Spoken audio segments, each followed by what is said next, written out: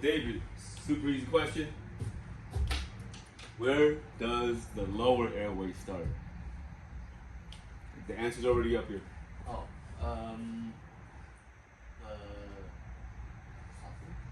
No, esophagus is not part of the airway, it's part of the digestive system. Trachea. Say trachea? Trachea. Okay, trachea. So now, so we're starting back in the trachea. And so you trach, and then you. What's it? Angelina. Angelina. What's after the trachea? It splits off into two. What are they called? Bronchi. Bronchi. Good. Good, good.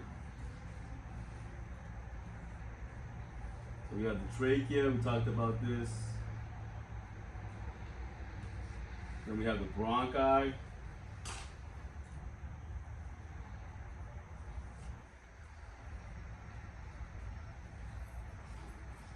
Okay, so your trachea pretty much, so this part right here, this is where your trachea actually starts, where this point is at. The trachea goes from here to about right here, and from right here, it splits into each individual lung, and that's the bronchi, okay? And then from the bronchi, Kristen, what is next? What is the next section of the lower airway?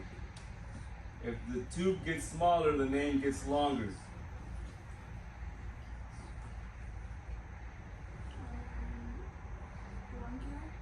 Bronchioles, good job. So bronchioles are next. Okay, so now we have bronchioles.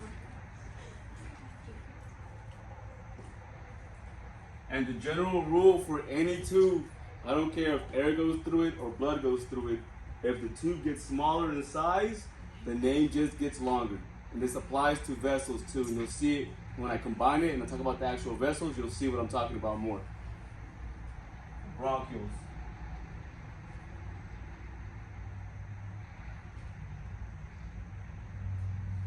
Bronchioles.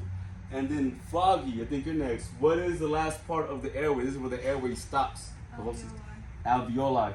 And what's so important about the alveoli, Foggy? It's basically your whole airway system. And what happens there? That's where the gases pass. Perfect. Gas is changed. That's what I was looking for, gas. Change.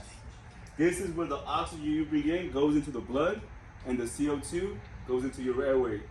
And today we're going to talk about where that CO2 comes from, because we've been talking about it, but we don't know where it comes from yet. So today we're going to clarify that. That way it makes more sense too, okay? All right, so alveoli. Well, I'm going to just draw a big old alveoli. Might make it a little bit easier for you guys to see everything. So just exaggerate, I mean, they're all exaggerated. They're like microscopic little sacs. So, okay. And then who can remember what is the main muscle that helps bring that air in, suck the air into the system? Because the system doesn't just bring air by itself. This system is just there for air to come into. Okay? It's like a cup. The cup is the cup.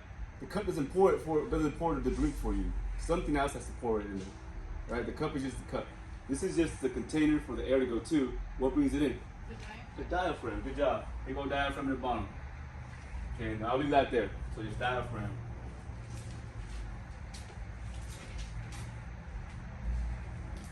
Cool. So now we can go into the circulatory system. Now we're going to combine both systems. Okay? So I'll give you guys time to catch up, and then we'll go into the next system. I'm going to give you guys a few minutes, so I'm going to stop this so I can